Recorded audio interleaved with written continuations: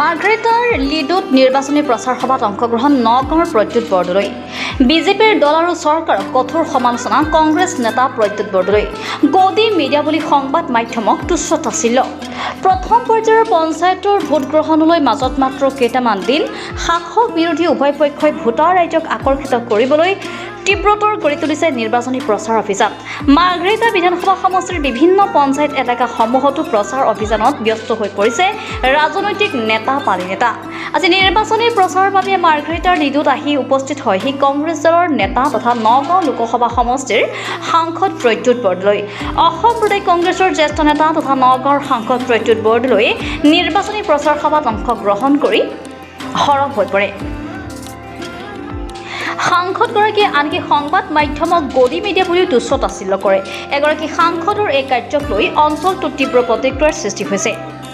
মাৰ্গ্ৰেটাৰ পৰা মৃদু Barua reporter live Assam. শুনক, চমকপ্ৰদ বুলি কথা নাই। এইবাৰ হিমন্ত বিশ্ব শৰ্মাই ষড়যন্ত্ৰ কৰি আইন কৰি পেলাই গাঁও পঞ্চায়তত ৰাজনৈতিক দলে বিশেষকৈ কংগ্ৰেছে যাতে খেলিব নোৱাৰে তাৰ কাৰণে ব্যৱস্থা কৰিলে। এইকাৰণেই কৰিলে যে দুধ কা দুধ পানী পানী হৈ গ'লহেঁতেন, কিন্তু সেইটো তেওঁ ভয় খাইছে, কাৰণ জানে যে হিমন্ত বিশ্ব শৰ্মা গোটেই ভাৰতবৰ্ষৰ আটাইতকৈ দুৰ্নীতিপৰায়ণ মুখ্যমন্ত্ৰী, আৰু তেওঁ যিটো কেৱল হিংসা বিদ্বেষ ঘৃণাৰ এটা ধোঁৱাৰ বেৰ সৃষ্টি কৰি পেলাই তাৰ অন্তৰালত তেওঁৰ পৰিয়ালক, তেওঁৰ নিজে ধনী হোৱাৰ কাৰণে আদানী আম্বানীৰ পিছতে তেওঁৰ পৰিয়ালক আটাইতকৈ সম্পদশালী, আটাইতকৈ চহকী, আটাইতকৈ চাৰিওফালৰ পৰা যেনেকৈ গোগ ৰাখে তেওঁলোকে মাটি বাৰী, ৰিজৰ্ট, স্কুল, আপোনাৰ বাগানবিলাক কিনিছে। গোটেই উজনি অসমৰ বাগানবিলাক যিবিলাক অলপ চিক গাৰ্ডেন আছিলে সকলো এফালৰ পৰা কিনি ফুৰিছে। টকা থ'বলৈ তেওঁলোকৰ ঠাই নাই। চিণ্ডিকেট ছিষ্টেমৰ যোগেদি তেওঁলোকে এটা সমান্তৰাল অৰ্থ ব্যৱস্থা অসমত স্থাপিত কৰি পেলাই খুলি অসমখন খাইছে, অসমক শোষণ কৰিছে। গতিকে এই হিমন্ত বিশ্ব শৰ্মাৰ বিৰুদ্ধে কংগ্ৰেছে যুদ্ধত নামিছে, আৰু তেওঁলোকে ভয় খাই পেলাই আমাৰ এই ইলেকশ্যনত আমাৰ যিসকলে প্ৰাৰ্থীয়ে মনোনয়ন দিছিলে, আপোনালোকে চবেই জানে নগাঁৱত কেনেকৈ পুলিচক ব্যৱহাৰ কৰিছে, ভয় ভাবুকি প্ৰলোভন দি।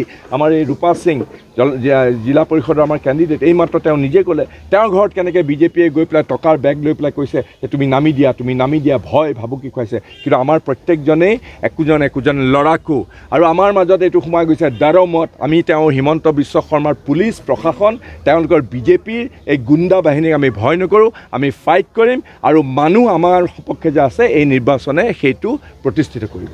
Thank you. প্ৰসংগত আপুনি একাংশ ৰাজ্যৰ সংবাদ মাধ্যমক গদি মিডিয়া বুলি আপুনি নিশ্চয় এইটো চবেই জানে।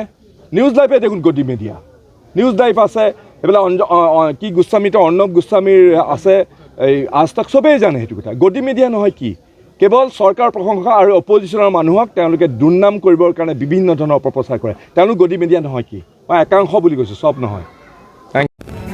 Reporter live Assam.